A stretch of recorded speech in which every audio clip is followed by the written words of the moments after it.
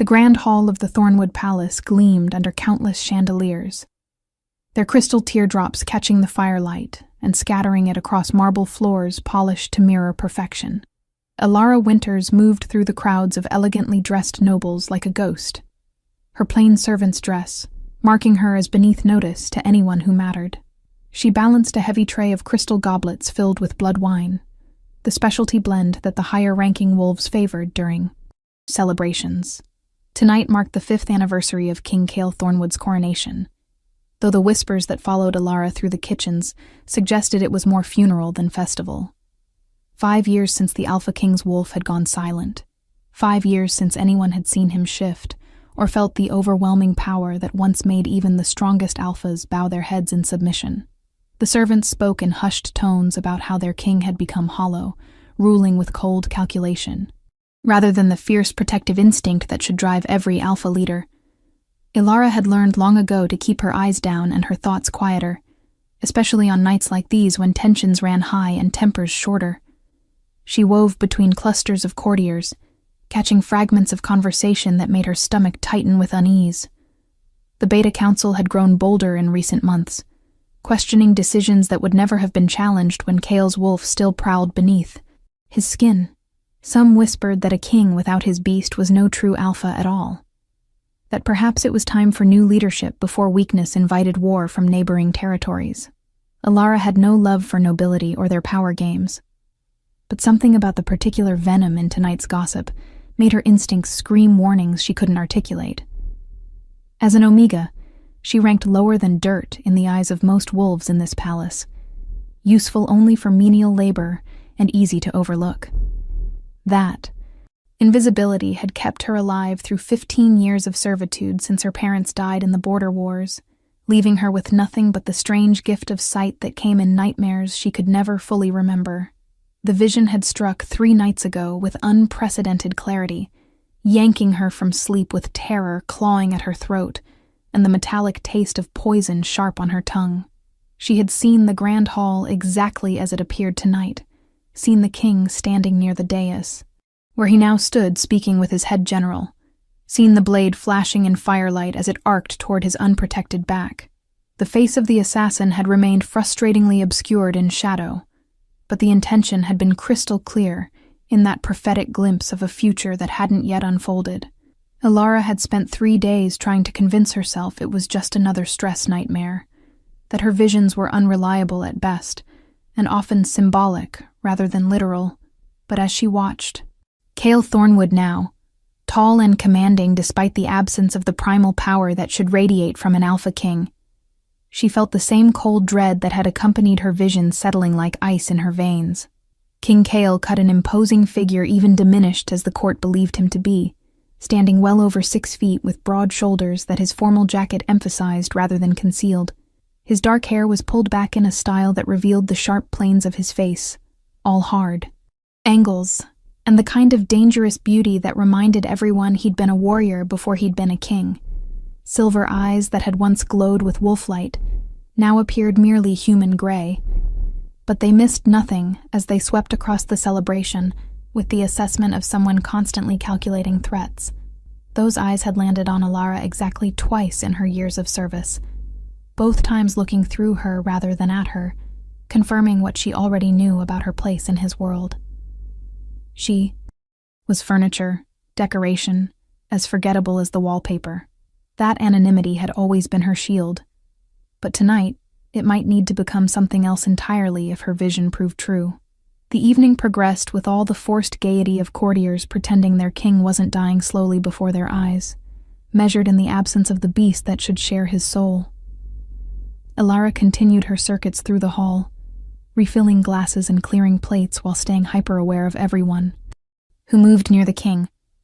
She catalogued faces she recognized from her vision, trying to match the shadowed figure to anyone in attendance, but the prophecy remained frustratingly incomplete. Her gift had always been like this, showing her just enough to torment but never enough to prevent. Fragments of futures that might be avoided or might be inevitable depending on choices not yet made. She had learned to hate the visions almost as much as she feared them. These glimpses of knowledge that set her apart and made her dangerous to anyone who discovered what she could do. A commotion near the entrance drew everyone's attention as Lord Matthias Blackwater entered with his usual dramatic flair, accompanied by a contingent of wolves from the Northern Territories. He was a powerful alpha in his own right, head of one of the oldest bloodlines, and his relationship with King Kyle had grown increasingly strained as the king's wolf remained dormant. Matthias made no secret of his belief that strong leadership required a strong beast, and his political maneuvering had positioned him as the likely successor should Kale be declared unfit to rule. Elara watched him cross the hall toward the king with predatory grace, his smile sharp enough to draw blood, and felt her pulse quicken with renewed anxiety. This was a man who had everything to gain from the current king's downfall, who had spent 5 years carefully building alliances while Kyle fought to maintain authority without the primal dominance that had once made his rule unquestionable. The two men exchanged pleasantries that dripped with false warmth and barely veiled threats, each word chosen as carefully as moves in a chess game that had been playing out for years. Elara didn't need heightened hearing to sense the tension radiating between them, thick enough to choke on. She moved closer under the pretense of refreshing nearby drinks, her survival instincts screaming at her to stay away even as something deeper pulled her toward the danger. That was when she saw him, a servant she didn't recognize, dressed in palace livery but moving with the controlled precision of someone who'd received very different training than kitchen work. He positioned himself behind a marble column perhaps 20 feet from where Kale stood, his hand disappearing into his jacket with deliberate casualness. Time seemed to slow as recognition slammed into Elara with the force of her vision made manifest. This was the moment.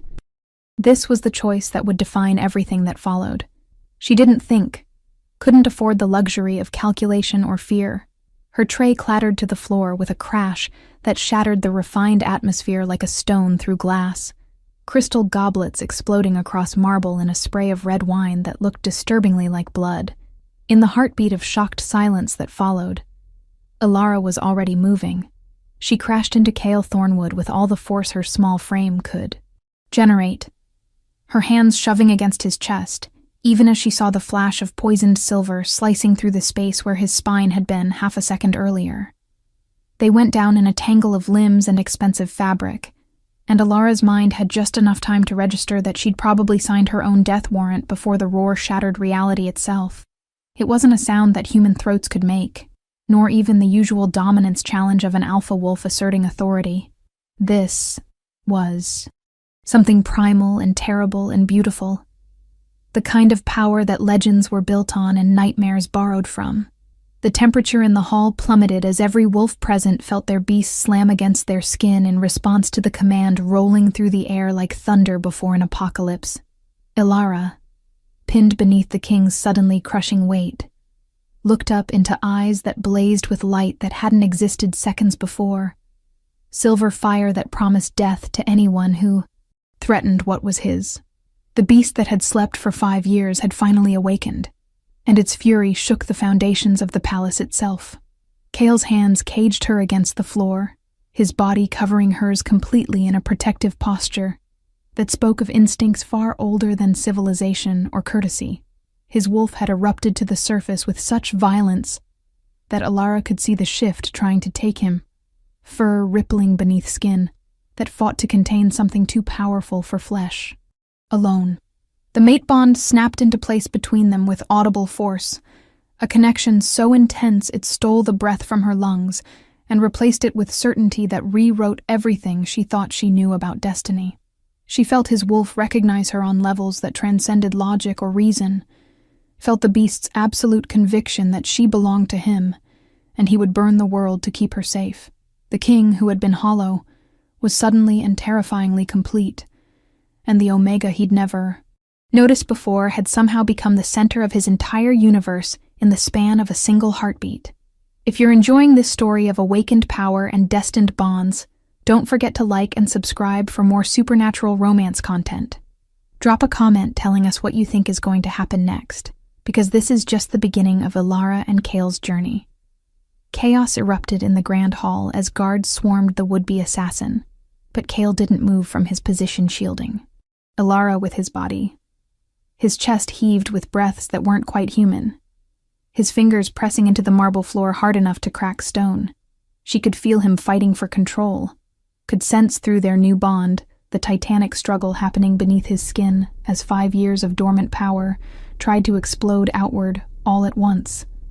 The wolf wanted to shift, wanted to hunt down every threat and eliminate anything that had dared to frighten its mate. But the man remembered he was a king, with responsibilities and witnesses, remembered that showing too much weakness, even in strength, could be just as dangerous as showing none at all. Alara lay perfectly still beneath him, her own heart hammering against her ribs, unsure if she should speak or remain silent while the most powerful alpha in the kingdom wrestled with instincts that demanded violence and protection in equal measure. When Kyle finally spoke, his voice had dropped to a register that vibrated with barely leashed power. Each word edged with the growl of his wolf. "Are you hurt?"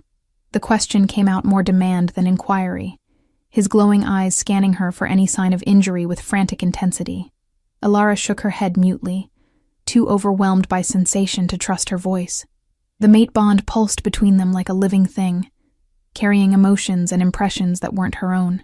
She felt his relief at her safety mixed with fury at the danger she'd been in, felt possessiveness so fierce it should have terrified her, but instead made something deep in her own soul settle into place, with rightness she'd never experienced. This man was hers, and she was his, predestined by forces older than their individual choices. And her Omega Wolf was singing with joy despite the logical part of her brain screaming that this was impossible and dangerous, and would destroy whatever fragile existence she'd built in the palace shadows. Kyle rose in one fluid motion that showcased strength far beyond normal even. For an alpha, pulling Alara up with him and tucking her firmly behind his body before addressing the chaos in his hall.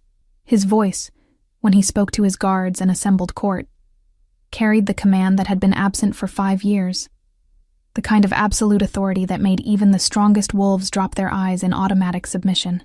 "Seize the assassin. I want to know who sent him and everyone he's spoken to in the last month. Lock down the palace. No one enters or leaves until I have answers."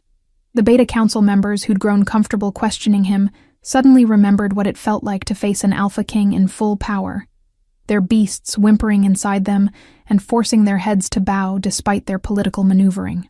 Lord Matthias Blackwater had gone pale, his earlier confidence evaporating as he surely calculated how this changed every plan he'd carefully laid.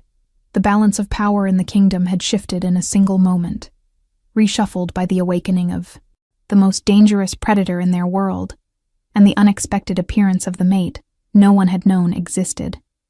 The head of the King's Guard, General Marcus Stone, approached with careful deference, keeping his eyes respectfully lowered, even as he reported, "Majesty, the weapon was tipped with silver nightshade poison. If it had struck, not even your healing would have saved you." He paused, then added with something that might have been wonder in his normally stoic voice, "The Omega girl saved your life." Kale's hand found Alara's wrist behind his back, his grip gentle despite the tension radiating through every line of his body. "The Omega girl is my mate," he announced to the entire assembly, his words dropping into the sudden silence like stones into still water. "Anyone who threatens her answers to me and my wolf, and I promise you he's been sleeping long enough to have developed a very short temper for those who would harm what belongs to us." The political implications of that declaration would ripple through the kingdom for months to come, but Alara barely registered the shocked gasps and immediate whispered speculation. She was too focused on the feeling of Kale's thumb stroking small circles against her pulse point, a gesture of tenderness that contrasted sharply with the lethal promise in his voice. Through their bond, she felt his wolf pressing against his skin, demanding he take her somewhere private and safe, somewhere it could properly scent and claim the mate. It had waited for, without knowing, but the king's responsibilities chained him here for now, forced him to deal with assassination attempts and political fallout when every instinct screamed to protect and possess the woman fate had finally delivered to his door.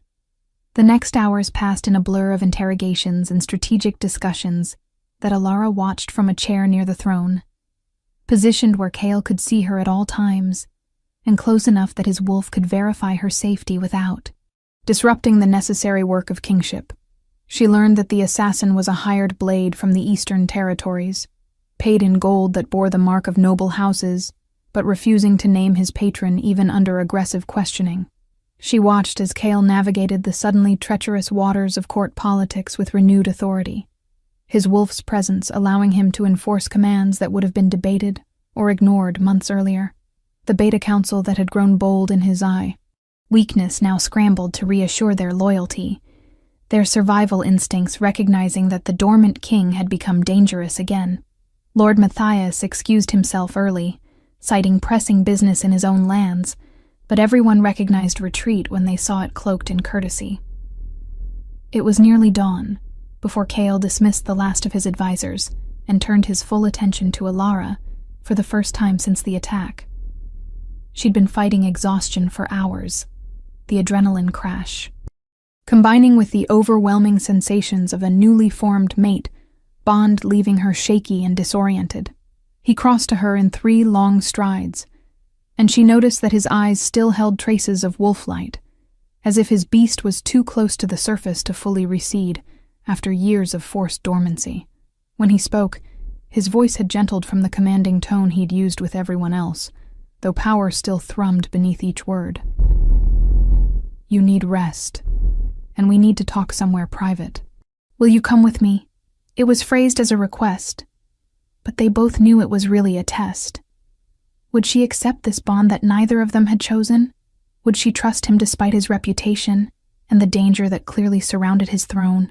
Alara nodded, too tired to do anything but follow as he led her through corridors she'd only seen from servant passages, up staircases that grew progressively grander until they reached the royal wing where she had no business being, his private. Chambers were surprisingly simple compared to the opulence of the public spaces, decorated in dark woods and deep colors that felt more like a warrior's quarters than a king's palace. Cale gestured her toward a seating area near the fireplace before moving to pour 2 glasses of water from a crystal carafe, his hands remarkably steady for someone who'd just had their entire world restructured. I owe you my life, he said without preamble as he handed her a glass. The least I can offer in return is honesty, though I suspect you're owed far more than that. He settled into the chair across from her, close enough that their knees almost touched, and for the first time since his wolf awakened, he allowed some of his careful control to slip. The exhaustion beneath showed through, 5 years of fighting alone against a curse he'd never fully understood, maintaining power through strategy and reputation when the source of his true strength had gone silent. I don't know why my wolf slept, he admitted quietly, his silver eyes fixed on hers with intensity that made her breath catch. I've consulted healers, witches, seers. The best answer anyone could give me was that a curse had been placed, but no one could identify the source or break the binding. I've spent 5 years wondering if I was slowly dying, if each day brought me closer to losing my beast entirely and becoming something less than whole. His jaw clenched with remembered frustration and fear. And then tonight, in the span of seconds, everything changed. My wolf didn't just wake up, Alara. It erupted. All because it felt your fear. The sound of her name on his lips sent warmth cascading through her chest, the mate bond amplifying every small intimacy into something profound. She took a shaky breath, knowing she owed him equal honesty, even if it meant revealing the secret she'd guarded for years. I have visions sometimes, she confessed, her voice barely above a whisper. Glimpses of futures that might happen. 3 nights ago, I saw the attack. I saw someone strike at you from behind, saw the blade meant for your spine. I didn't know when or exactly how, but I knew it was real. I knew I had to stop it if I could. She met his gaze despite the instinct to look away from such direct attention from an alpha. I didn't know about the mate bond. I didn't know saving you would wake your wolf. I just knew you were going to die if no one intervened. Kyle leaned forward, his elbows resting on his knees, close enough now that she could feel the heat radiating from his body, and smell the cedar and steel scent that belonged uniquely to him. Visions, he repeated, processing this information with the same strategic consideration he'd shown during the political crisis. Prophetic sight is rare, especially among Omegas. That kind of gift usually manifests in alpha bloodlines. He paused, studying her face with new interest. Tell me about your parents, Alara. What do you know about your heritage? The question made her freeze because she'd spent years avoiding thinking too deeply about where she came from, about the fragmented memories of a mother who'd smelled like moonlight and rain, and a father whose eyes had sometimes held the same silver fire she'd just seen in Kale's gaze. My parents died in the border wars 15 years ago, she answered carefully. I was only 7. They kept to themselves mostly. Didn't mix much with other packs. My mother always said we were safest, staying unnoticed. She frowned, trying to access memories that had dulled with time and trauma. I don't remember much except that my father was protective to the point of paranoia, always watching the roads like he expected trouble. And my mother made me promise before she died that I would hide what I could do, that I would never tell anyone about the dreams that showed me things that hadn't happened yet. A chill ran through her as she voiced suspicions she'd never articulated before.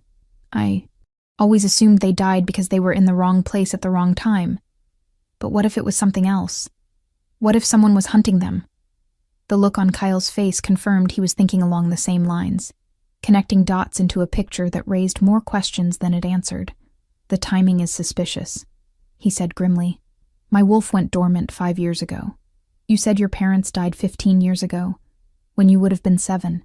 The curse that bound my beast was complex and powerful, requiring the kind of magic that doesn't come cheap or easy.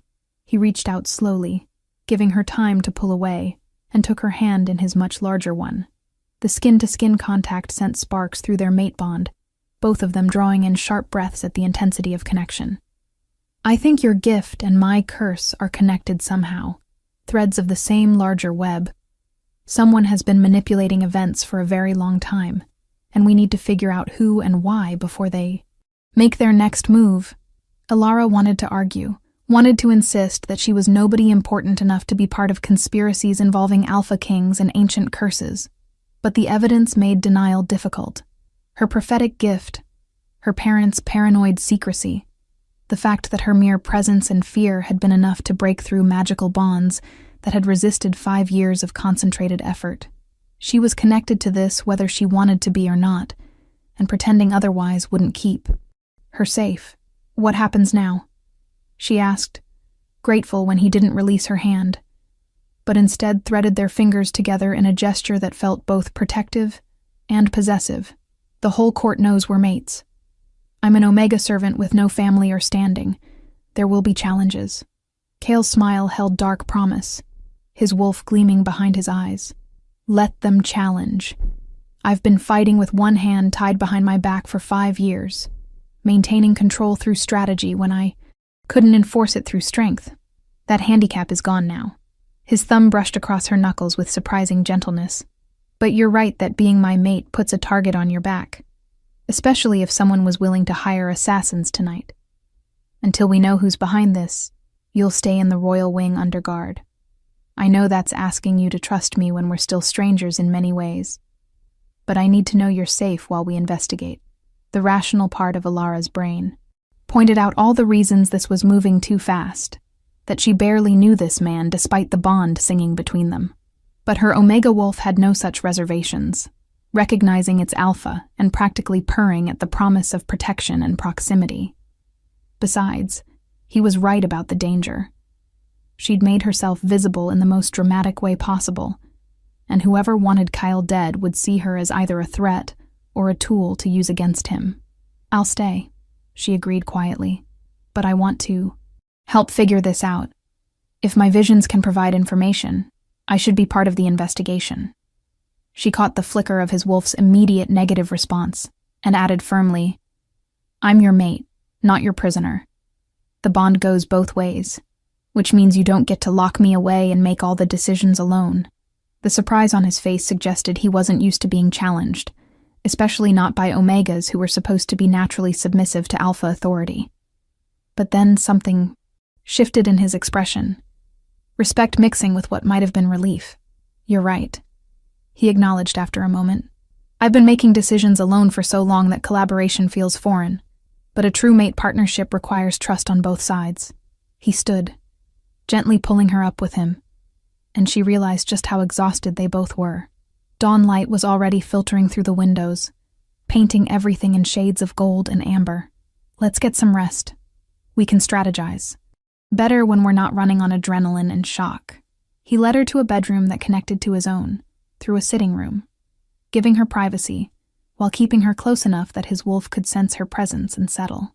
The room was far more luxurious than anywhere she'd ever slept, with a bed large enough for 3 people, and windows that overlooked the palace gardens. Kyle lingered in the doorway, clearly reluctant to leave despite the necessity. If you need anything, I'm right. Through there.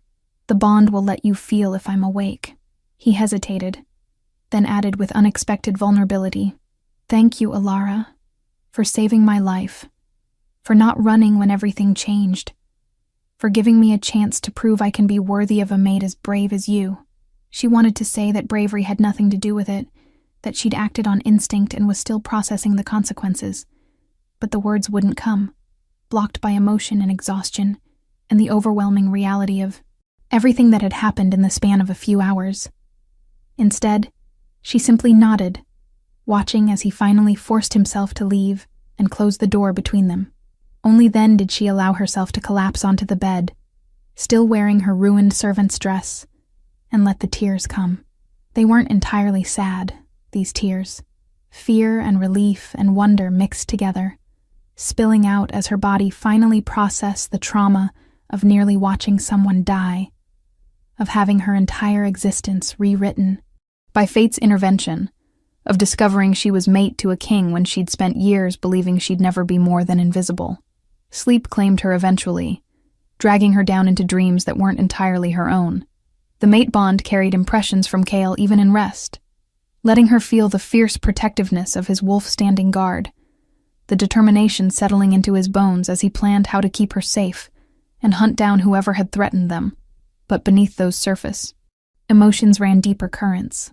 She felt his loneliness, 5 years of isolation and fear that he was dying slowly while maintaining a strong front for his kingdom. She felt his wonder at having his wolf return, at being complete again, when he'd almost forgotten what wholeness felt like. And she felt his hope, fragile as spring ice, that maybe this bond could become something real and lasting, rather than just another burden of crown and duty. When Alara woke, it was to mid-afternoon sun slanting. Through her windows and the smell of food that made her stomach growl with sudden urgent hunger. A tray had been left on the table near her bed, covered dishes still warm as if someone had been watching for signs she was stirring. She found fresh clothes laid out as well, simple but well-made dresses in soft fabrics that were miles above her usual servant wear. Everything fit perfectly, which meant Kale had paid attention to details most alphas would never notice about a mate they'd only just, met. The thoughtfulness of it made warmth bloom in her chest, the mate bond purring approval at this evidence of care and consideration. She'd just finished eating and changing when a knock sounded at her door. General Marcus Stone stood in the hallway, his scarred face as stern as ever, but his eyes holding something that might have been curiosity. The king requests your presence in his study when you're ready, my lady. I'm to escort you. The title made her uncomfortable, a reminder of how drastically her status had shifted overnight. Yesterday she'd been invisible. Today, she was the Alpha King's mate, elevated to a position that would make her the target of envy and political scheming from every ambitious noble in the kingdom. Marcus seemed to sense her anxiety, because his expression softened fractionally. For what it's worth, you've earned the king's respect. That's not something easily done. He doesn't trust many people, but I can see through the bond that he trusts you. The Alma walked to Kale's private study, took them through corridors that were blessedly empty of gawking courtiers, though Alara felt eyes watching from doorways and servants' passages. By tonight, every wolf in the palace would have heard the story of the Omega girl who saved the king and woke his dormant beast, and by tomorrow, the gossip would spread through the entire kingdom. She tried not to think about the pressure of so many expectations, focusing instead on the steady pull of the mate bond drawing her toward Kale like a compass pointing north. When Marcus opened the study door, she found the king bent over a large table covered in maps and documents, his jacket discarded, and his sleeves rolled up in a way that made him look younger and less intimidating. Kale glanced up at her entrance, and the smile that crossed his face transformed him completely, driving away the cold calculation and revealing genuine warmth beneath. Ilara, good. You're awake. Come look at this. He gestured her over to the table, where she could see he'd been documenting information about the previous night's attack and surrounding events. I've been thinking about what you said regarding your parents and trying to map out connections. His finger traced lines between different locations on the largest map. The border wars 15 years ago weren't random skirmishes. They followed a pattern, targeting specific bloodlines while making it look like territorial disputes. Your parents died here, in a region that was hit particularly hard. She studied the map, trying to reconcile her fragmented childhood memories with strategic military analysis. I don't understand what that has to do with your curse, though. Even if my parents were targeted specifically, how does that connect to your wolf going dormant years later? The question felt important, like they were circling around truth, but couldn't quite see the full shape yet. Cal pulled out another document, this one covered in cramped handwriting, that looked like magical formulae or ritual notes. This is a transcription from a witch I consulted 2 years ago, one of the few who was willing to examine me closely. She said the curse binding my wolf felt like it was waiting for something, like a trap set but not yet sprung. It was dormant itself, if that makes sense, holding my beast in stasis until some trigger condition was met. Understanding began to dawn, cold and terrible in its implications. You think the curse was supposed to activate when I did something, when I came into my power, or my gift manifested fully. She looked up at him, seeing her own horror reflected in his eyes. Someone bound your wolf specifically to prevent it from responding to me, to keep us from finding each other or forming this bond. But why? What threat do we pose together that's worth 15 years of planning and murder? The scope of the conspiracy made her head spin. This wasn't simple political maneuvering or a grab for power. This was patient, methodical, and pointed at something larger than she could yet comprehend. Kale's expression had gone grim, his wolf prowling behind his eyes. I don't know yet, but I intend to find out. Someone invested enormous resources into keeping us apart, which means they fear what we can accomplish together. He moved closer, his hands coming up to cup her face with unexpected tenderness. Whatever they're afraid of, we'll face it as partners.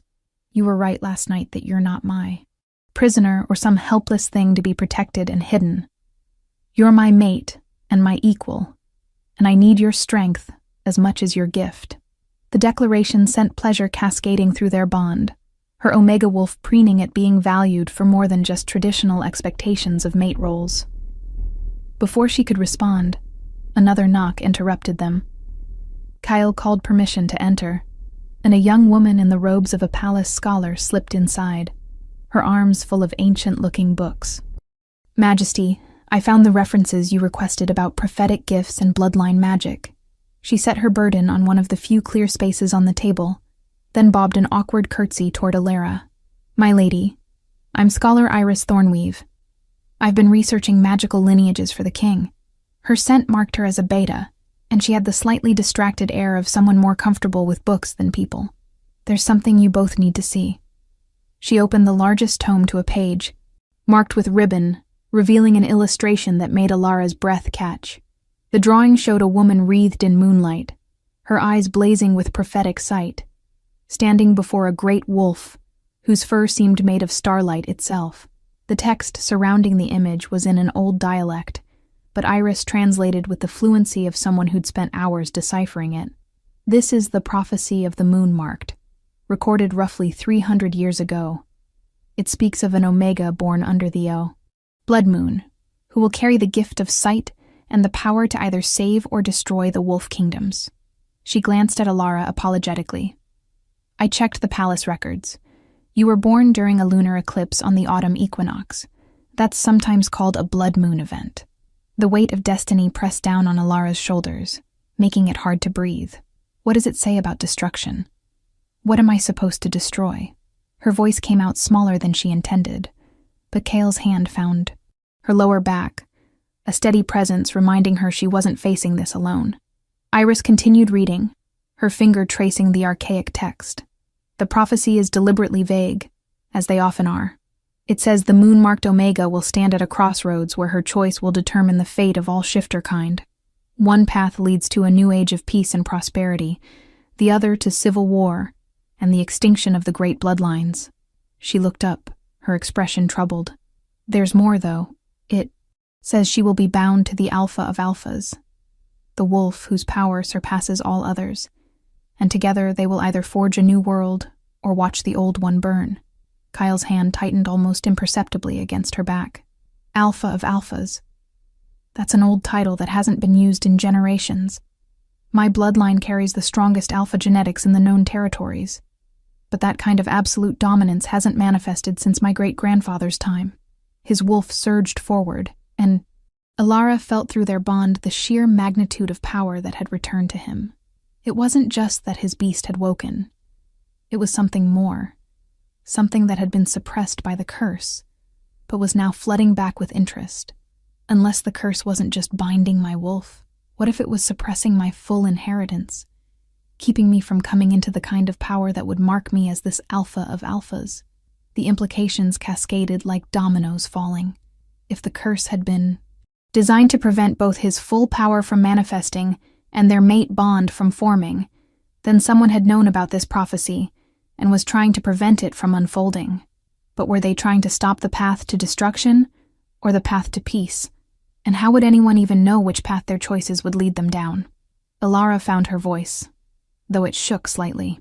You said whoever cursed you feared what we could accomplish together. Maybe it's not about stopping the prophecy entirely. Maybe it's about controlling which version comes to pass, or ensuring the destructive path is the only option left to us, Kale added darkly. If our enemies can't prevent the prophecy, they might try to engineer circumstances that force us toward the choices they want. He turned to Iris, his voice taking on the command of a king issuing orders. I need you to find everything we have on this prophecy. Every translation, every interpretation, every mention in historical texts. And I need it yesterday. Also, pull records on the border wars from 15 years ago. I want to know who commanded troops in the regions where bloodline families were targeted. The scholar nodded and hurried out, clearly recognizing the urgency behind his requests. Alone again. The weight of everything that had been revealed hung heavy between them. Alara moved to the windows, looking out over the palace grounds as she tried to process her new reality. She'd gone from invisible servant to prophesied, savior or destroyer in the span of a day, and her brain rebelled against accepting such a dramatic shift in identity. Behind her, she felt Kale approach through the bond before his physical presence confirmed it. He didn't touch her, just stood close enough that she could feel his warmth at her back.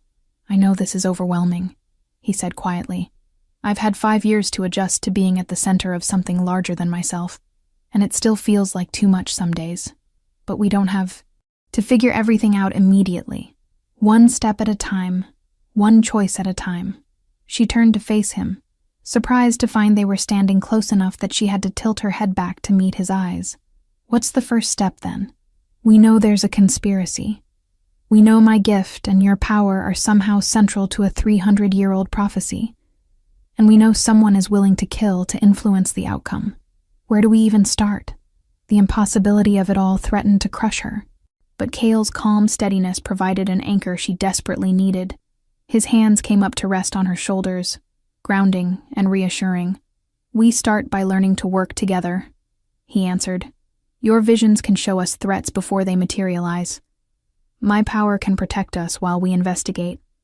The bond between us makes us stronger than we'd be separately, which is probably exactly what our enemies fear. He brushed a strand of hair back from her face, the gesture more intimate than his words. And we start by accepting that we're in this together whether we planned it or not. The mate bond isn't something either of us chose, but it's ours now. We can let that be a weakness they exploit, or we can make it the strength that allows us to survive what's coming. Alara felt something settle in her chest, acceptance of the reality she couldn't change, mixed with determination not to be a passive player in her own fate. Then we need to test my gift, see if I can control it or access visions deliberately rather than waiting for them to come randomly. She straightened her shoulders, drawing on reserves of courage she hadn't known she possessed.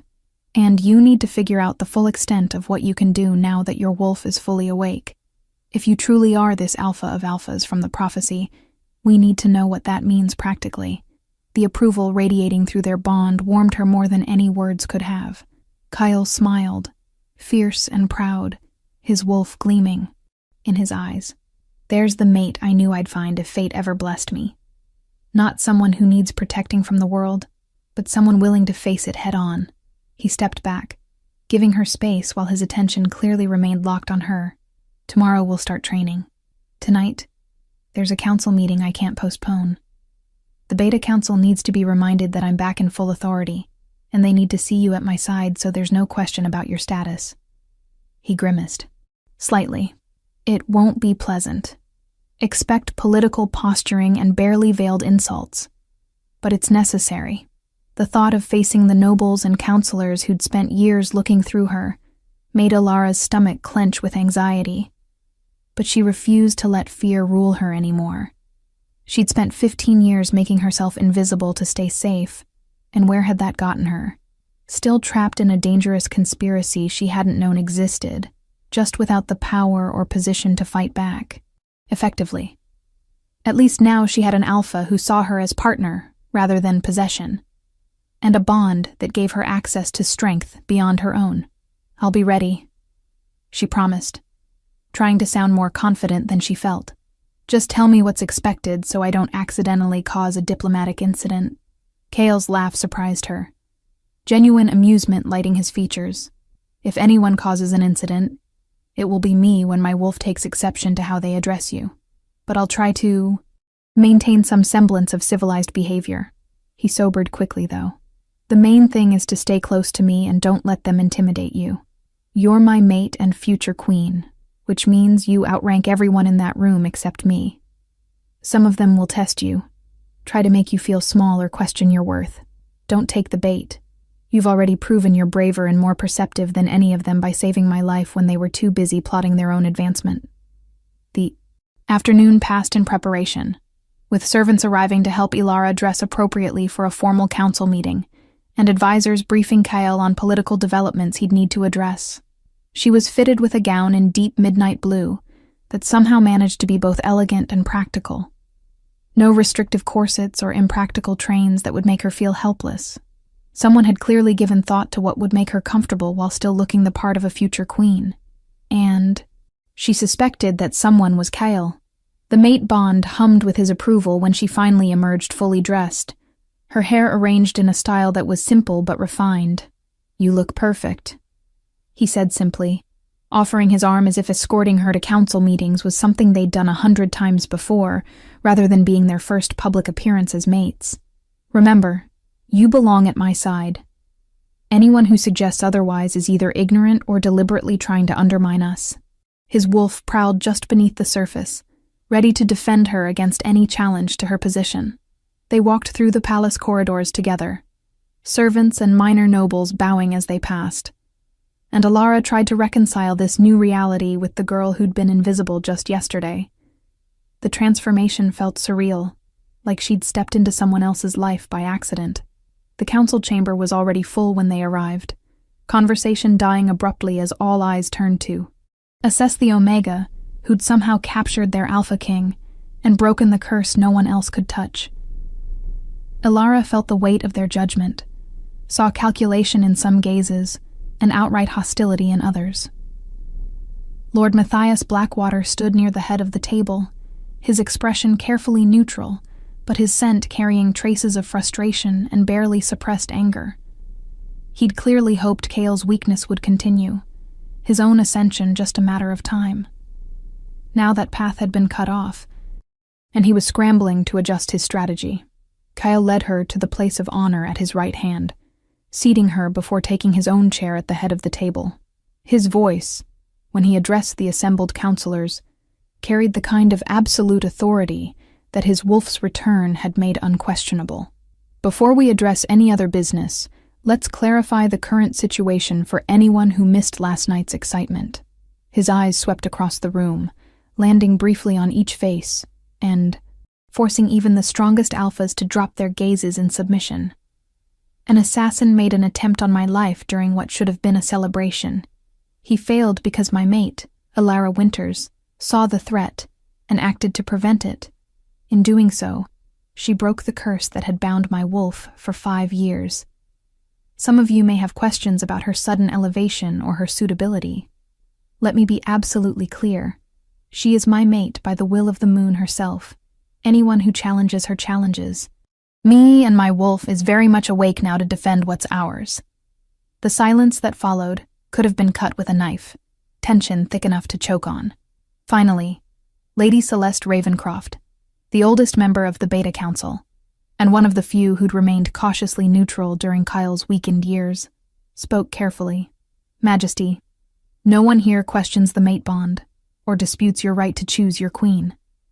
However, some concern has been raised about security. An Omega with no known family or protection suddenly appears and significant magical events occur. You must understand why that raises questions about potential outside manipulation. Her tone was respectful but firm, and Alara could see the political calculation behind it. Celeste wasn't attacking outright, but she was giving voice to concerns others were thinking, forcing Kyle to address them directly. Kyle's expression didn't change, but Alara felt his wolf surge forward through their bond, not quite breaking. Through, but close enough that his eyes blazed with silver fire. Your concern is noted, Lady Celeste, and not entirely unreasonable, which is why Scholar Iris is currently researching Alara's bloodline and the magical implications of recent events. What we've discovered so far suggests the conspiracy goes back much further than anyone suspected, with roots in events from 15 years ago. He paused, letting that sink in. The border wars that killed so many weren't random violence. They were targeted eliminations of specific bloodlines, including Alara's parents. Someone has been manipulating events for more than a decade, and their ultimate goal appears to involve both my throne and the prophetic gifts my mate inherited. That got reactions, counselors exchanging glances and whispered conversations breaking out across the table. Lord Matthias leaned forward, his expression sharp with interest. Prophetic gifts? You're claiming this Omega can see the future? His tone managed to sound both skeptical and intrigued, walking the line between insult and genuine inquiry. Majesty, with respect, prophetic abilities are extraordinarily rare and almost never manifest in Omega bloodlines. Are you certain you're not being misled by coincidence, or perhaps by someone with an agenda taking advantage of your mate bond? Alara felt Kale's flash of rage through their connection, his wolf demanding he defend her honor with violence if necessary. But before he could respond, she placed her hand on his arm and spoke for herself, her voice quiet but carrying clearly through the chamber. 3 nights before the assassination attempt, I dreamed of this grand hall exactly as it appeared last night. I saw King Kale standing near the dais. I saw a blade meant for his back. I didn't know the exact timing or who wielded the weapon, but I knew the threat was real enough that I couldn't ignore it. She met Lord Matthias's gaze steadily, refusing to be intimidated. You can believe me or not, but the fact remains that I saw what would happen, and I acted to prevent it. Whether that makes me a prophet or just unusually observant doesn't change the outcome. The murmur of conversation grew louder, some counselors clearly impressed by her composure, while others remained suspicious. Lady Celeste studied her with new interest, reassessing. If what you say is true, and you possess genuine prophetic sight, then your value to the kingdom extends far beyond your role as the king's mate. Such gifts could provide significant strategic advantages. Her calculating look suggested she was already thinking of ways to exploit that potential, and Alara felt a chill run down her spine. She'd spent years hiding her abilities specifically to avoid becoming a tool for others to use, and now she'd publicly confirmed them in front of the most powerful political players in the kingdom. Kyle's hand covered hers where it still rested on his arm, a gesture of support and solidarity. Alara's gifts will be used to protect our kingdom and our people, not to further individual political ambitions. His tone made it clear that was an order, not a suggestion. Now, unless anyone has concerns directly relevant to running this kingdom, rather than interrogating my mate, let's move on to actual council business. The shift in topic was deliberate and forceful, reminding everyone that despite the dramatic changes, he was still their king, and they still had responsibilities beyond gossip and scheming. The rest of the council meeting proceeded with discussions of trade agreements, border patrols, and the numerous administrative details involved in governing a kingdom. Alara listened carefully, learning the names and positions of various counselors, while also noting the political alliances and tensions that showed in seating arrangements and speaking patterns. Lord Matthias led a faction that clearly resented Kale's renewed power, though they were too cautious now to express open opposition. Lady Celeste commanded respect from multiple groups, her age and experience making her a kingmaker in any serious political dispute. Several younger counselors seemed genuinely loyal to Kale, though their influence was limited compared to the established powers. Throughout it all, she felt the mate bond humming between her and Kale, carrying impressions of his strategic thinking as he navigated between factions and balanced competing interests. Being an Alpha King wasn't just about strength or dominance, she realized. It was about understanding people, knowing when to compromise and when to enforce authority absolutely. Kale had been doing this for 5 years without his wolf's power to back him up, relying purely on intelligence and force of personality to maintain control. Now that his full strength had returned, he was even more formidable because he'd learned to rule with his mind as well as his beast. When the meeting finally concluded hours later, Ilara felt drained. In ways that had nothing to do with physical exhaustion, the constant scrutiny, the political maneuvering, the weight of expectations and suspicions, all of it pressed down until she wanted nothing more than to retreat somewhere quiet and process everything. Kale seemed to sense her state through their bond, because he cut short several counselors who tried to approach them as they left the chamber, citing pressing business and steering her toward the private areas of the palace. Only when they were safely behind the doors of his study did she allow herself to sag against the nearest wall, closing her eyes against the sudden threat of overwhelmed tears. "You did beautifully," Kale said quietly, maintaining his distance though she could feel through the bond how much his wolf wanted to comfort her physically. "I know how difficult that was, facing all those political predators in their element, but you held your own. Didn't let them intimidate you or make you feel less than you are." He moved to pour glasses of water for both of them, a simple domestic gesture that helped ground her back in reality. The fact that you admitted to prophetic abilities publicly was either brilliantly strategic or incredibly reckless, and I'm honestly not sure which yet. It certainly gave them something to think about besides attacking your background or status. Alara accepted the water gratefully, taking a long drink before responding. "I figured if rumors were going to spread anyway, I might as well control the narrative. At least now everyone knows what I can do, which means they can't accuse me of hiding powers or being duplicitous about my abilities." She managed a wan smile, though I'm sure some of them are already plotting how to use my gift for their own purposes. Lady Celeste's expression when she realized I could provide strategic intelligence was terrifying in its calculation. The memory made her shudder slightly. She'd never wanted to be important or powerful. She just wanted to survive and maybe find some small corner of happiness. Instead, she'd been thrust into the center of political machinations that could reshape their entire world. Make sure you're following along with this epic journey, because Alara and Kale's story is only beginning to unfold. Like this video if you're invested in their bond, and comment below with your theories about who's behind the conspiracy. Your engagement helps us bring you more supernatural romance content. Kale set his glass aside and finally closed the distance between them, pulling her into an embrace that felt both protective and grounding. His arms came around her securely, and she let herself lean into his strength for just a moment, breathing in his cedar and steel scent while their mate bond settled into warm contentment at the closeness. "You're not alone in this," he murmured against her hair. "Whatever schemes the council is plotting, whatever threats emerge from the conspiracy we're uncovering, we face them together. My power, your gift, and the bond between us. That's our foundation." He pulled back enough to look down at her, his expression serious. "I won't let them use you as a tool, or treat you as anything less than my equal partner. You have my word on that." The sincerity in his voice, and through their connection made something tight in her chest finally relax.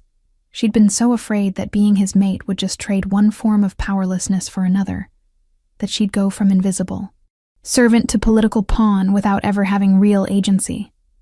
But Kale seemed genuinely committed to partnership, to valuing her strength rather than trying to contain it for his own purposes. "Thank you," she whispered, then added with a hint of her returning spirit.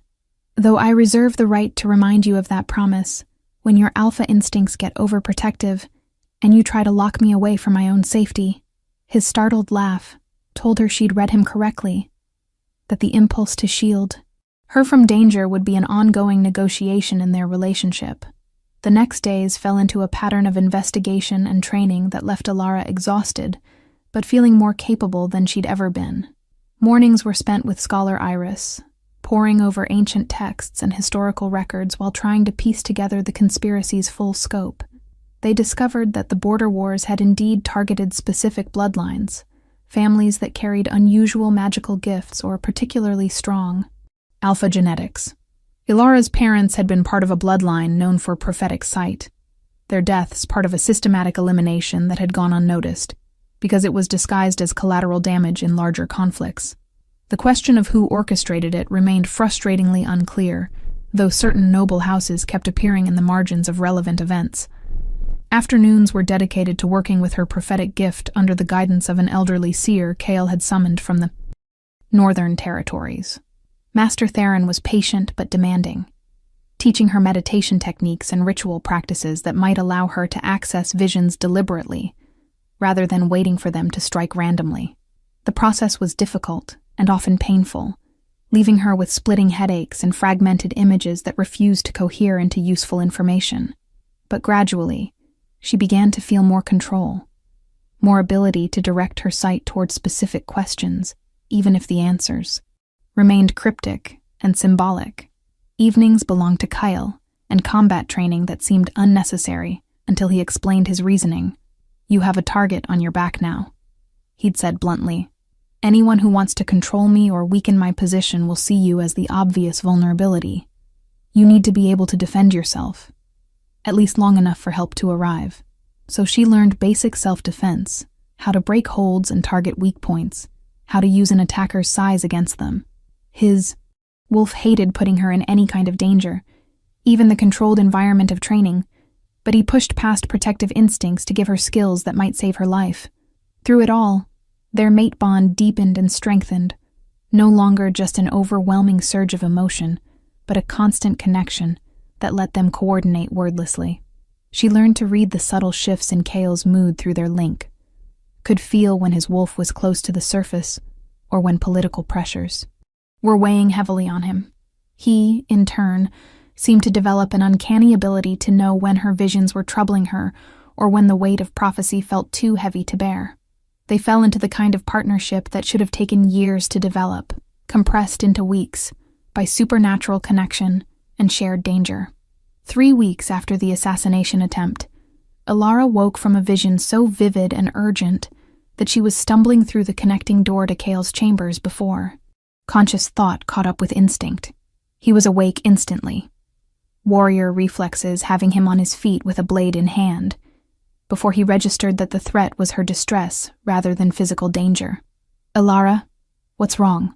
His voice was rough with sleep and concern, silver eyes already beginning to glow with his wolf's protective fury.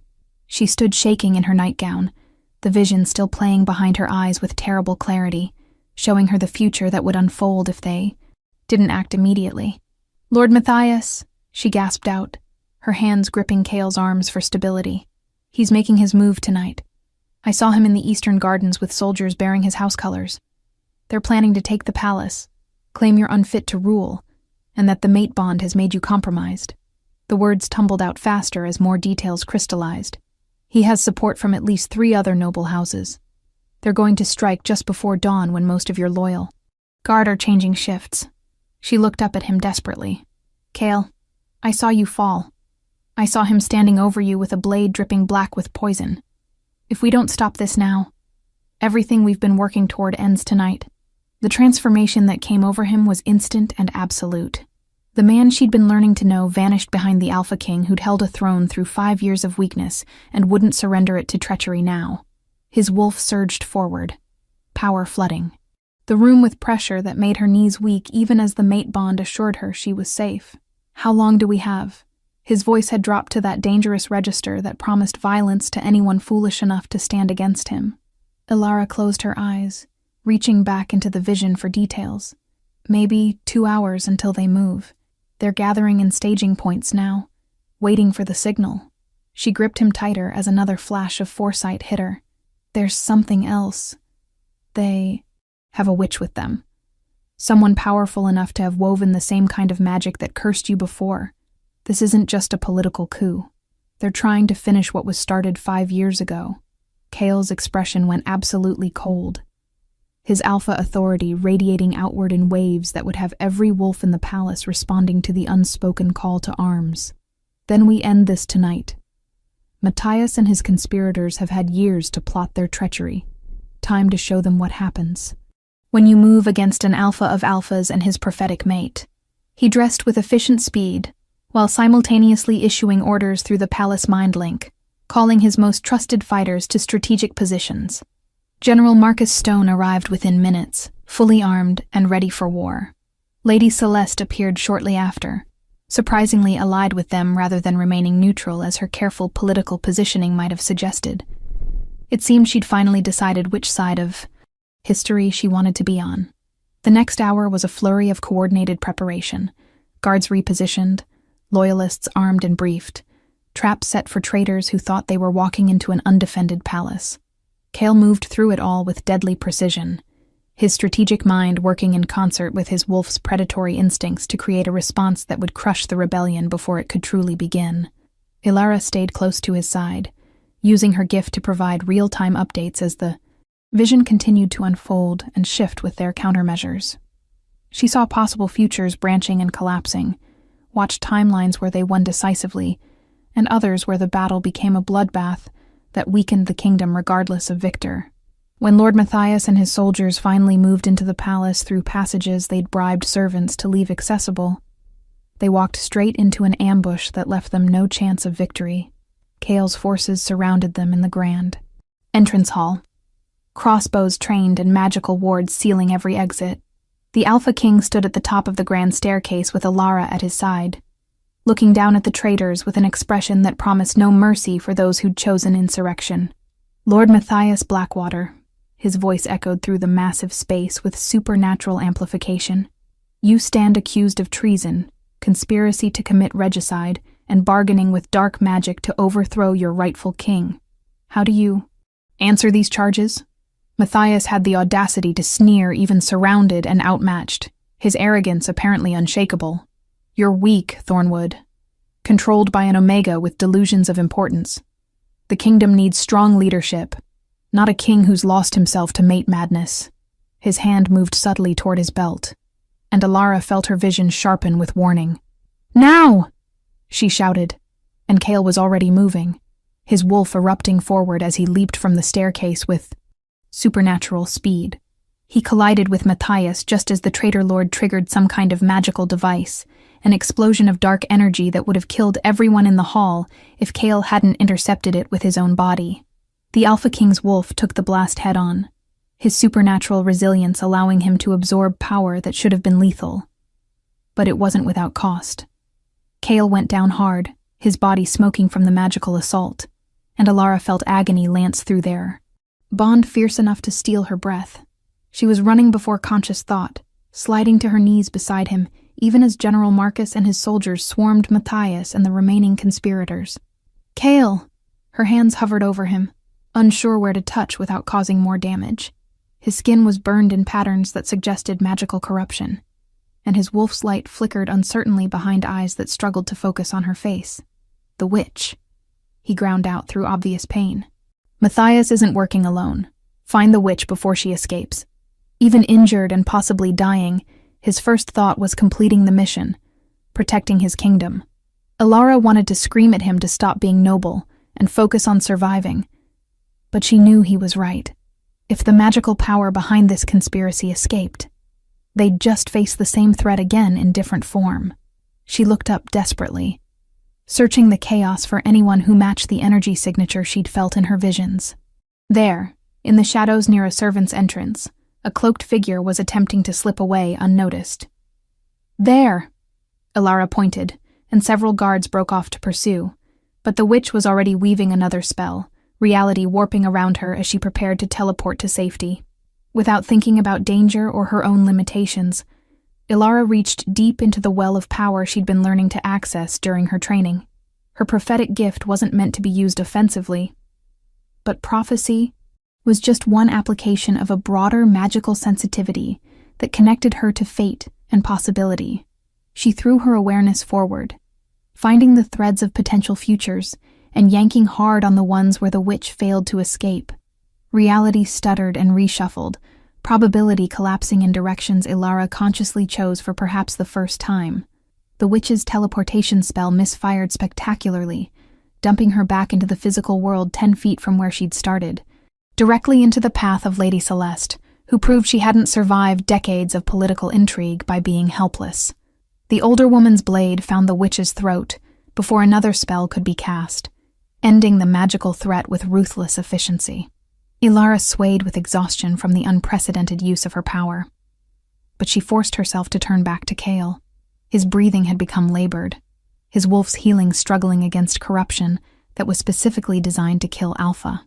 "Shifters, stay with me," she demanded, her hands finally settling on his chest, as if she could physically hold him to life through will alone. "You don't get to die now. Not after everything we've survived. I won't allow it." The mate bond between them pulsed frantically, her desperation pouring through it along with every ounce of love and determination she possessed. She'd just started learning who he was beneath the crown and the responsibilities. She'd just begun to imagine what their future could look like. Fate couldn't be cruel enough to take him away now. Something shifted in the bond, her Omega wolf rising up with fierce protective instinct that transcended normal limitations. Omegas were meant to heal and nurture, their gifts subtle compared to alpha dominance or beta versatility. But a true mate connection amplified everything. And right now, Ilara's entire being focused on one single purpose: keeping her alpha alive. Power flowed through her that she hadn't known she possessed, lunar magic responding to her need and channeling through the mate bond directly into Kale's damaged body. She felt his wolf catch hold of that lifeline, using her strength to bolster his own failing healing, burning away corruption with purifying moonlight that owed nothing to learned magic and everything to the primal bonds that connected true mates. The transformation was visible, burns fading, and breath steadying as minutes passed that felt like hours. Finally, Kale's eyes focused. On her face with full awareness, wonder replacing the pain that had clouded his gaze. "Ilara, what did you do?" His hand came up to cup her cheek, his touch gentle despite the violence they'd just survived. She laughed shakily, relief making her giddy. "Apparently I can channel healing through our bond when properly motivated by terror of losing you. Master Theron is going to be insufferable when he finds out I manifested a completely different aspect of my gift during a crisis." The joke fell, flat as exhaustion crashed through her, using that much power having drained her reserves completely. She felt herself tilting sideways, consciousness threatening to slip away now that the immediate danger had passed. Kale caught her before she could collapse, pulling her against his chest and wrapping his arms around her with fierce protectiveness. "I've got you," he murmured against her hair. "You saved me again. My brave, powerful mate who keeps dragging me back from death."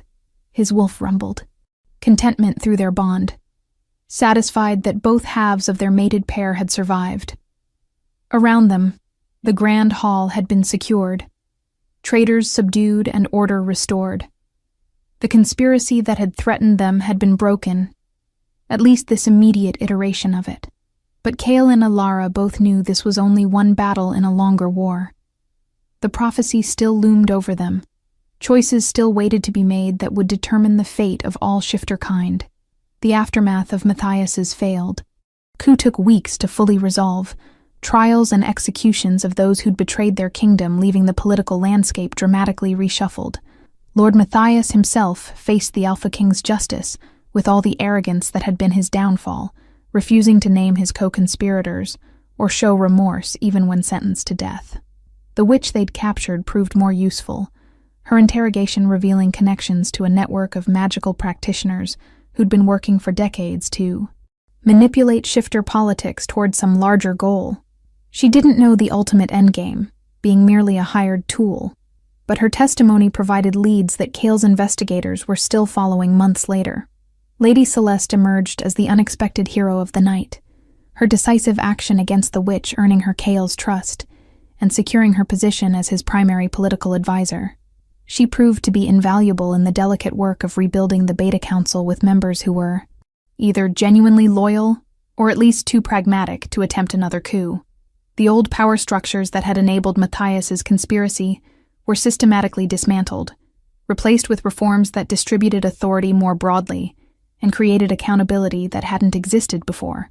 It was the kind of transformation that would have been impossible without crisis forcing change. And Kyle used the opportunity to reshape his government into something more stable and just. For Alara, the transition from invisible servant to queen in training proved more challenging than she'd anticipated.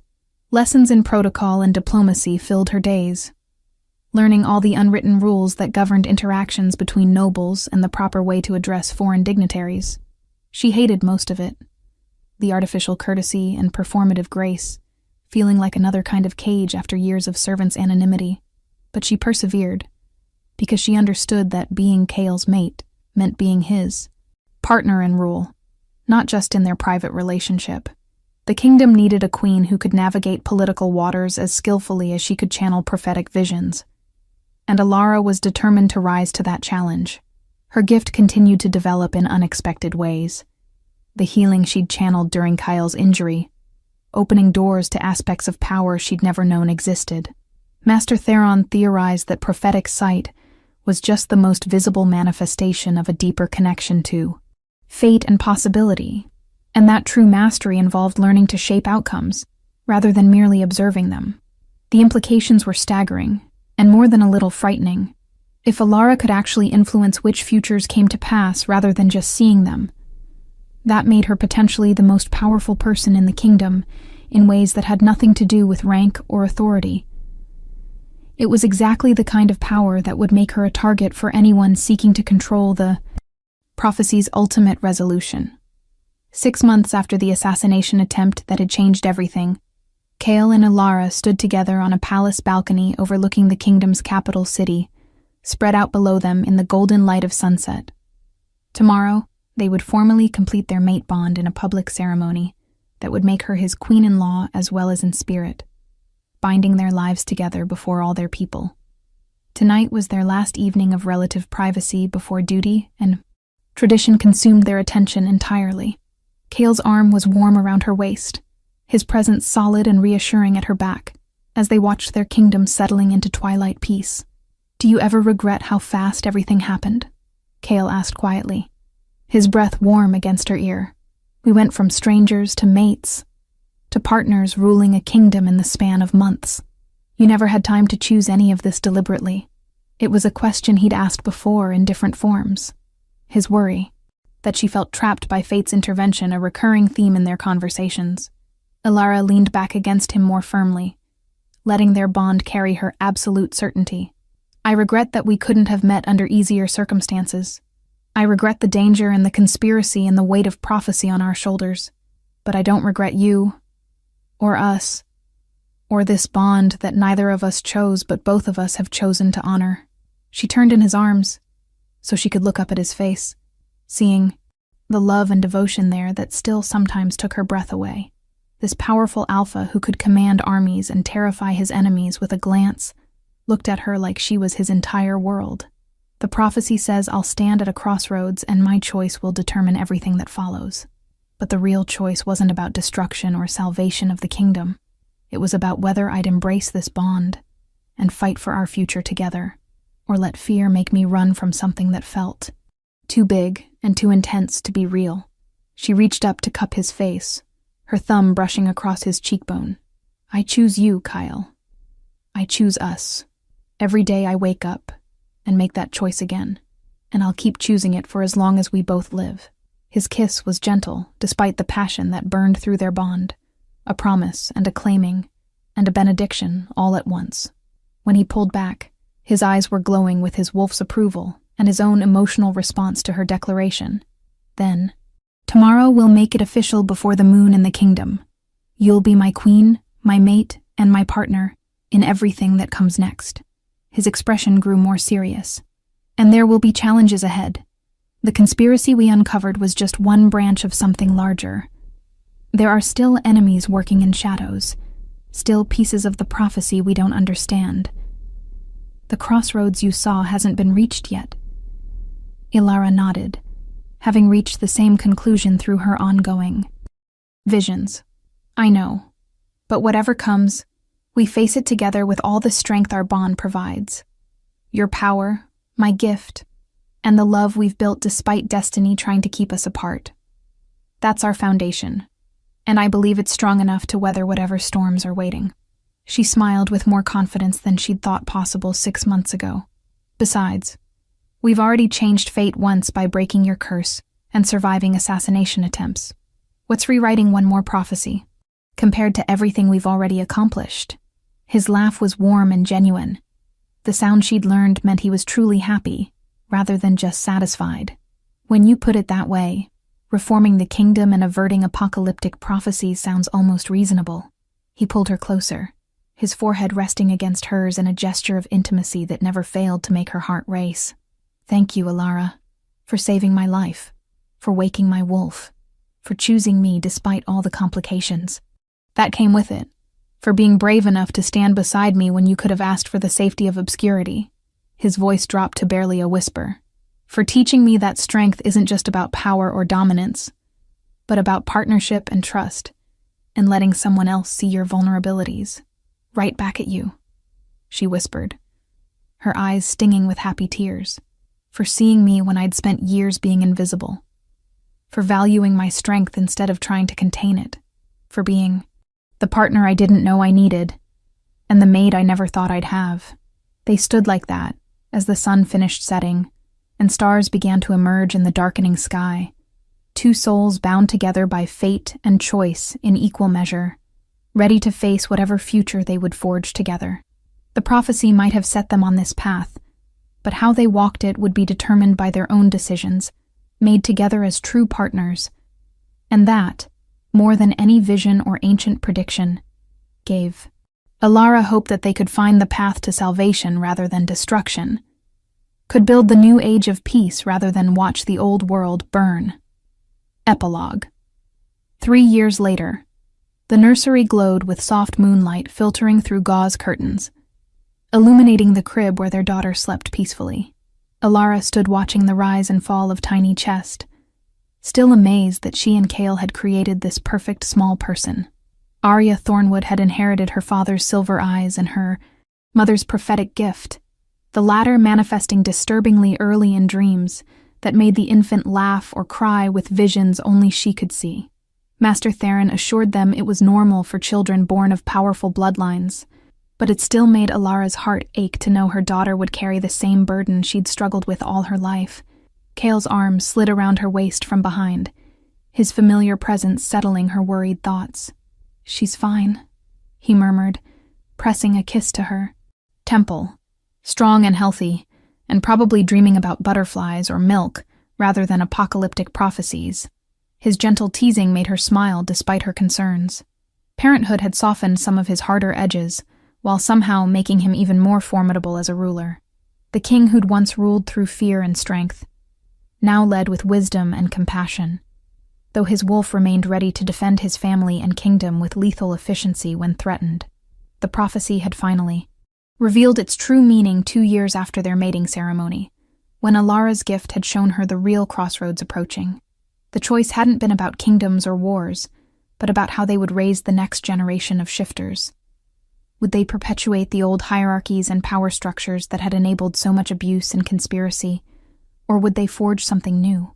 Ilara and Kale had chosen transformation, implementing sweeping reforms that elevated omegas and betas, limited the absolute authority of alpha bloodlines, and created systems of justice that applied equally regardless of rank. The changes had been met with resistance from traditionalists, but the prophecy's promise of prosperity had proven accurate as their kingdom flourished under more equitable governance. "Do you ever miss the simplicity of those early days?" Alara asked softly, careful not to wake Arya. "When it was just us figuring out the mate bond and trying to survive assassination attempts?" Kale's laugh rumbled through his chest into her back. "No. Well, maybe the part where we didn't have diplomatic meetings at dawn and trade negotiations that last 8 hours. But not the constant danger or uncertainty." He turned her in his arms so he could look down at her face. "I like this life we've built. The reforms are working. The kingdom is stronger than it's been in generations. And we have a daughter who will grow up in a world where her worth isn't determined by whether she's alpha, beta, or omega." His smile turned wicked. "Plus, I've gotten very good at sneaking away from responsibilities for private time with my queen. The servants are still finding some of our more creative hiding spots." She swatted his shoulder in mock reproach, though her own smile acknowledged the truth of his words. They'd worked hard to build something better than what came before, but they'd also learned to find joy in small moments and stolen hours. The weight of prophecy and duty would always be there, but so would their bond, stronger now than ever through years of partnership and shared challenges. "Come on," she said, taking his hand and leading him toward the door. "Arya will sleep another few hours at least. Let's take advantage while we can." Behind them, moonlight continued to stream through the nursery windows, bathing their daughter in silver glow that seemed almost prophetic itself.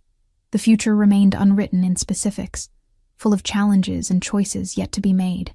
But Alara and Kale faced it together as they always had, mates and partners and co-rulers of a kingdom they'd reformed through love and determination. Their strength had been tested by conspiracy, prophecy, and the weight of tradition. But it had proven unbreakable because it was built on trust and genuine partnership, rather than mere fate or supernatural bonds. Whatever came next, they would handle it the way they'd handled everything since that night, when an Omega's fear had awakened a sleeping king. Together, with courage and compassion, and the absolute certainty that they were stronger united than they could ever be apart. If you loved this journey of prophecy, partnership, and transformation, give this video a thumbs up and let me know in the comments what you thought of Alara and Kale's story. Should I create more content exploring the world they've built and the next generation growing up in their reformed kingdom?